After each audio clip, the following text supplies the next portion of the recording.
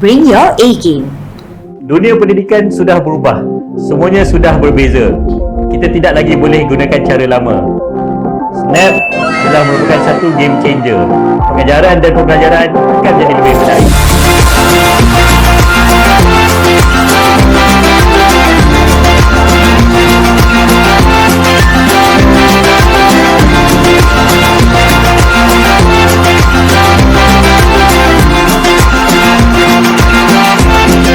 Setakat ini, Snap telah diperkenalkan di Sekolah Tunku Abdul Rahman Ibu, Kolej Yayasan Saad Melaka, Sekolah Menengah Sains Tapa dan sekolah-sekolah di Negeri Perlis.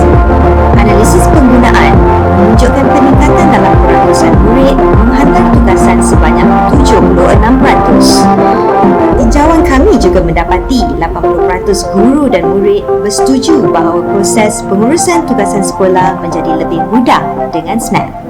Mudahnya guna Snap. Saya boleh pergi homework, marking semua dalam Snap je. Siap pada rekod dan analisis. Mudah saya nak pantau tugasan murid.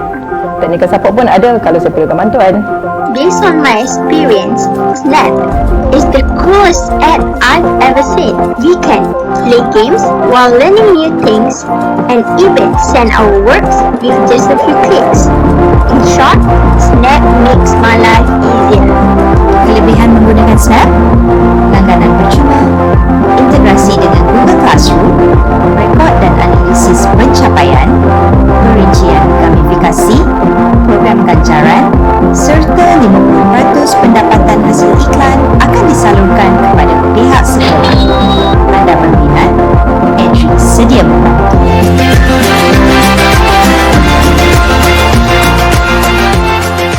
Snap, bring your A game.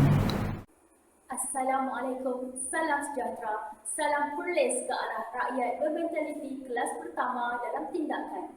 Raja berdaulat, rakyat berilmu, negeri sejahtera, Perlis maju. Salam keluarga Malaysia, #Teguh Bersama dan salam #09educators. Keindrakayangan membeli bingka, sayang pesanan terlupa sudah. Majlis bermula, tirai dibuka dengan alunan madrah yang indah. Selamat datang tuan-tuan dan puan-puan ke Snap Chuping Valley Accelerator Educational Program SCVAEP 2022.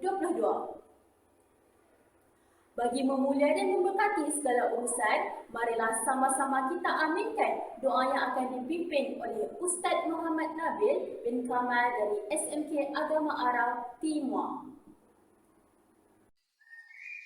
Bismillahirrahmanirrahim. Alhamdulillahi Rabbil Alamin. Wassalatu wassalamu ala Sayyidina Muhammad wa ala alihi wa ashabihi ajma'in. Allahumma ighfir lana dhunubana wal ikhwanina alladhina sabaquna bil iman wa la taj'al fi qulubina ghillan lil ladhina amanu. Rabbana innaka ra'ufur rahim. Ya Allah, Ya Rahman, Ya Rahim, sesungguhnya kami melahirkan rasa kesyukuran di atas kurniaan-Mu yang tidak ternilai. Jadikanlah kami hamba-hamba-Mu yang sentiasa bersyukur di atas nikmat yang melimpah ruah kepada kami. Kami juga amat bersyukur kerana dapat berada dalam satu majlis ilmu yang sangat bermanfaat ini, iaitu Snap Chuping Valley Accelerator Educational Program 2022. Ya Fattah, Ya Alim, sesungguhnya Engkau Maha mengetahui bahawa kami di sini ingin menimba ilmu-Mu yang sangat luas bagi mengembangkan potensi kami sebagai hamba-Mu yang Engkau redai. Justru berkati, rahmati dan mudahkanlah urusan program kami ini, Ya Allah. Kurniakanlah kepada kami segala ilmu yang bermanfaat. Sinarilah hati-hati kami dengan cahaya dan hidayah-Mu. Semoga dengannya kami mudah menerima dan menghayati serta mengamalkannya. Ya Dzal Jalali wal Ikram, kurniakanlah kepada kami kesihatan anggota, kecergasan minda, ketenangan jiwa, kekuatan semangat. Semoga dengannya kami mampu mendepani cabaran, berdaya saing dan mampu mengangkat martabat diri, keluarga, organisasi, masyarakat dan negara kami.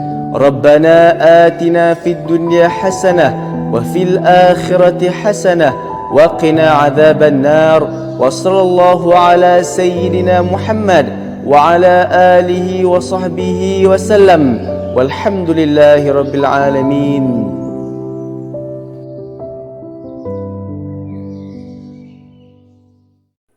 Tuan-tuan dan puan-puan, SCVAEP 2022 Perlis kini memasuki hari kedua.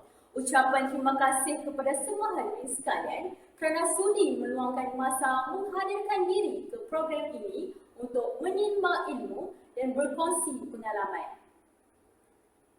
Kata pujangga ada menyebut, belajarlah walaupun hal-hal yang kecil setiap hari dan lakukanlah peningkatan walaupun kecil setiap hari. Kerana hal tersebut akan sangat bererti pada masa akan datang. Semoga usaha kita hari ini akan membuahkan hasil untuk hari esok. Untuk itu, tirai pepetangan dibuka dengan jemputan utama dari Ikatan Bimbingan dan Kaunseling Sekolah IBKS Dr. Nani K. Darmawan dengan tajuknya Peranan Penghormatan Kaunseling terhadap Peningkatan Kompetensi Guru Kaunseling Sekolah. Assalamualaikum warahmatullahi wabarakatuh. Selamat jumpa kembali dengan saya, Nani dari Indonesia. Untuk kawan-kawan semua yang ada di Perlis, apa kabar? Semoga semua sehat-sehat selalu. Dan demikian pula saya di Indonesia. Teman-teman sekalian, salam jumpa dan kali ini mohon maaf sekali saya tidak bisa hadir di persidangan kali ini. Tapi saya mengirimkan video ini agar supaya paling tidak teman kawan-kawan di sini bisa mendengar macam mana atau bagaimana sebuah majelis atau organisasi profesi guru konseling yang ada di yang kita geluti sekarang ini bisa maju pesat. Baiklah, izinkan saya share screen kawan-kawan ya. Semoga tidak mengurangi rasa hormat saya pada teman-teman.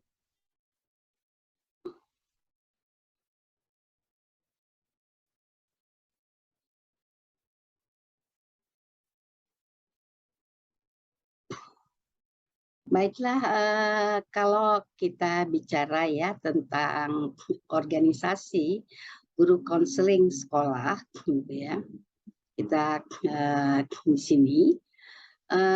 Itu kebetulan saya 2 periode bahkan lebih ya itu sudah magang bagaimana teman-teman guru konseling yang ada di Indonesia dan bagaimana mengembangkannya dan bagaimana kami organisasi dari guru konseling sekolah ini bisa dipercaya oleh pemerintah dan bahkan menjadi kepanjangan tangan pemerintah untuk Indonesia. Teman-teman sekalian, mohon maaf saya berbicara pakai bahasa Indonesia, tidak bahasa Inggris, but ya kalau memang nanti ada kita want to be discuss it, you can send the message or the questions to my email ya on behalf the committee ya. Okay. That's my CV. You just can read it. I'm just a little bit like this ya also. Okay, we started here. Part 1. In Indonesia, we analyze, kita akan menganalisa dulu tentang sistem pendidikan yang ada di Indonesia ya. Kita lihat di sini. Guru konseling sekolah atau konselor sekolah yang ada di Indonesia atau guru BK, guru BK ya. Guru BK itu guru bimbingan dan konseling as the education rule in Indonesia. Di sini banyak sekali problematika yang ada di sekolah. So why? Kenapa sangat diminati, sangat diperlukan sekali sosok keberadaan guru konseling yang ada di sekolah, ya. Because karena ada banyaknya problematika, baik itu problematika tentang belajar, baik problematika itu antar hubungan manusia, student dengan guru maupun guru dengan guru ataupun antara guru dengan parents atau orang tua. Nah, inilah yang selalu dibutuhkan yang disebut dengan guru konseling di sekolah. Adanya problem siswa, kemudian baik itu problem belajar ya atau problem dengan guru dari subjek-subjek pelajaran yang student dapat di sekolah. Karena problematika ini, makanya di Indonesia peraturan atau rule yang ada di Indonesia, khususnya di dalam Kementerian Pendidikan, itu diperlukan sekali sosok yang disebut dengan konselor sekolah atau guru konseling sekolah. Ya. Kalau kita analisa lagi, kenapa saat ini perlu sekali kita meng-create, menaikkan gitu ya, kompetensi atau quality atau kualitas dari para guru konseling sekolah ini. Dan itu setiap tahun di Kementerian Pendidikan Indonesia itu selalu mengadakan training atau charging kepada seluruh guru, tidak hanya guru konseling tetapi juga guru mata subjek-subjek yang lain. Antara lain sudah mulai terlihat ya, untuk menaikkan, to increase ya the skills, keterampilan. Banyak sekali guru konseling sekolah karena berbeda keterampilannya di dalam menangani problematik siswa gitu ya di sekolah. Kenapa? Kita tahu di Indonesia itu sangat beragam daerah. Kita punya 34 provinsi. Ya, kita punya 34 provinsi dan 34 bahkan more than 34 culture each provinsi. Setiap provinsi memiliki kultur berbeda-beda. Karena satu provinsi itu terdiri dari bermacam-macam kultur subculture ya, subkultur. Jadi seperti itu. Oleh karena itu untuk menyatukan satu pandangan pemerintah atau peraturan yang dibuat oleh pemerintah untuk memahamkan kepada teman-teman saya guru konseling itu tak mudah. Oleh karena itu pemerintah butuh sekali keberadaan sebuah majelis konseling atau organisasi dari guru konseling sekolah tersebut. Because it's weakness, no lack of skills ya, kemudian also lack of knowledge, di sini pengetahuan yang tak sama. Sebagian memang mereka berasal dari degree of counseling atau degree of psychologist, but juga banyak sekali yang tidak berasal dari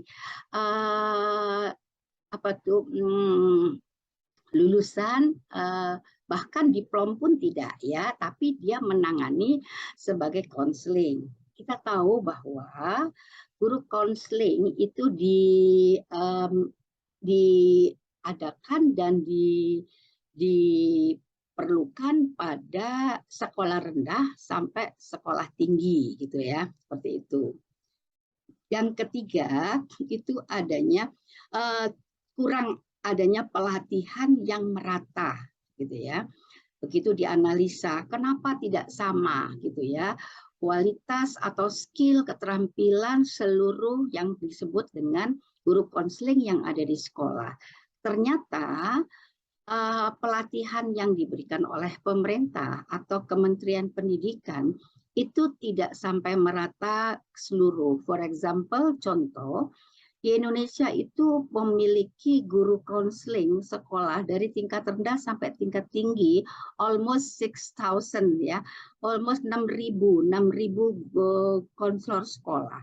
Tapi setiap tahun itu mungkin cuman hanya berapa ratus saja yang bisa dipanggil atau diberi train pelatihan-pelatihan ke pusat atau ke Jakarta.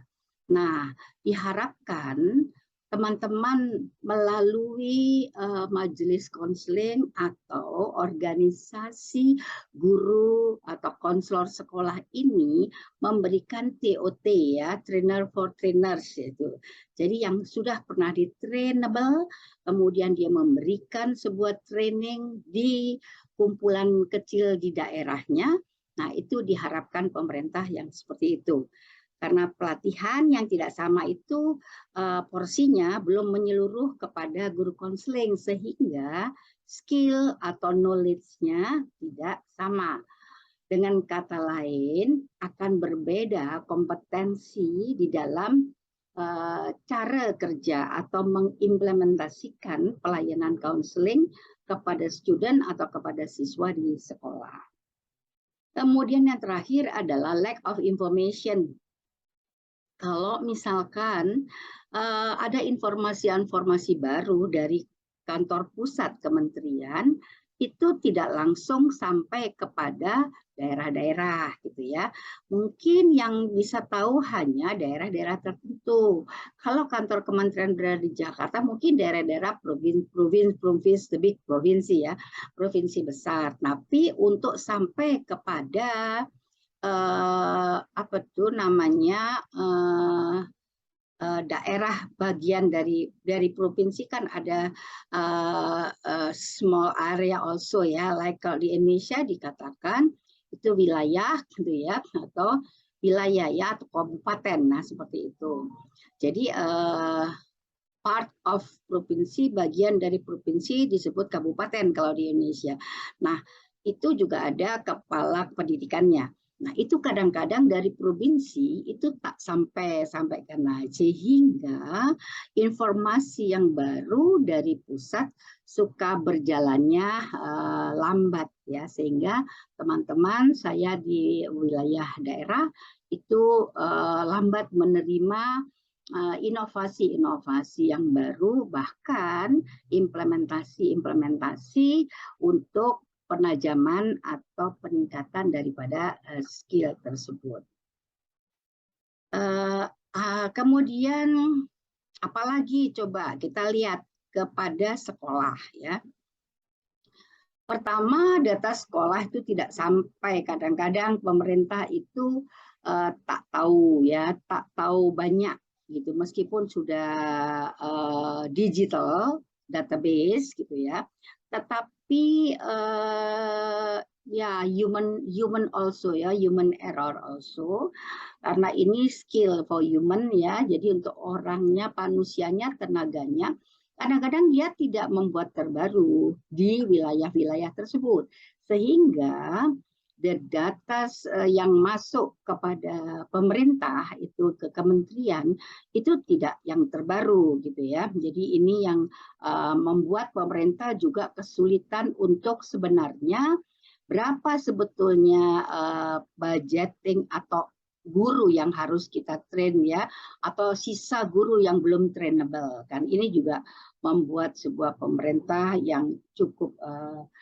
riskan untuk membuat sebuah real program untuk how to increase the competency of the school counselor ya. Kemudian apalagi, nah oleh karena itu pemerintah selalu menggandeng sebuah organization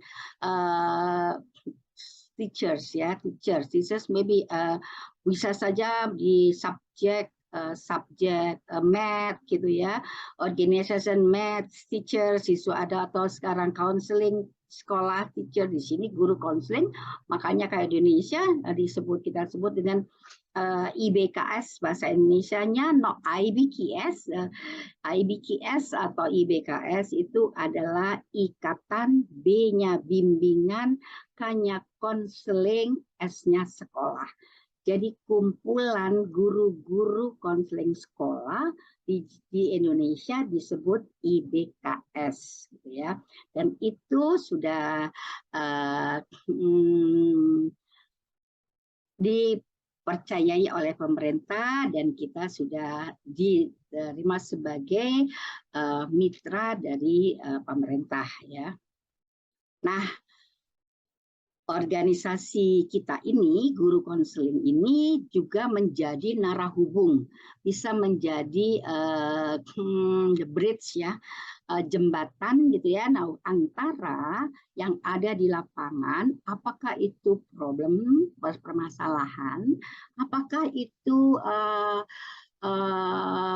permasalahan, baik itu permasalahan murid atau siswa maupun permasalahan guru atau need daripada guru untuk dia bisa meningkatkan skillnya, itu semuanya melalui organisasi ini, sehingga organisasi ini yang akan menyampaikan kepada pihak kementerian, lalu kementerian mendapatkan the newest data atau data yang terbaru dari organisasi tersebut, gitu ya.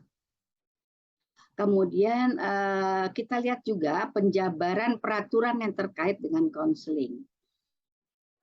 Jika di Indonesia contoh saja, itu peraturan sekali ada perubahan di dalam masalah guru atau pendidikan, pasti ada perubahan kurikulum maupun yang lain-lain gitu ya. Itu terkait juga dengan guru konseling, karena konseling sekolah, konselor sekolah itu kalau di Indonesia masuk di dalam ranah pendidikan. So, kalau ada pergantian peraturan di dalam kementerian, pasti sedikit banyak ada ada revise maybe, atau ada sesuatu yang baru yang ada tambahan dalam subbab-subbab di dalam peraturan pemerintah tersebut, gitu ya. Nah, tadi dikatakan bahwa tidak menyeluruh, jadi pelatihan atau training yang dilakukan oleh pemerintah kepada guru konseling yang ada di Indonesia di sekolah sampai di daerah itu tidak merata, sehingga ini dia karena apa? Lack of data ya, lack of the newest data. Jadi pemerintah juga perlu sekali data terbaru. Jadi kalau dikirim ke provinsi melalui organisasi tersebut, yang dikirim harusnya bukan orang yang pernah dikirim, sehingga itu bisa banyak, atau setiap cabang atau branch of the organization gitu ya, cabang dari majelis yang ada di daerah-daerah itu melakukan TOT ya, TOT itu yang diharapkan sebenarnya.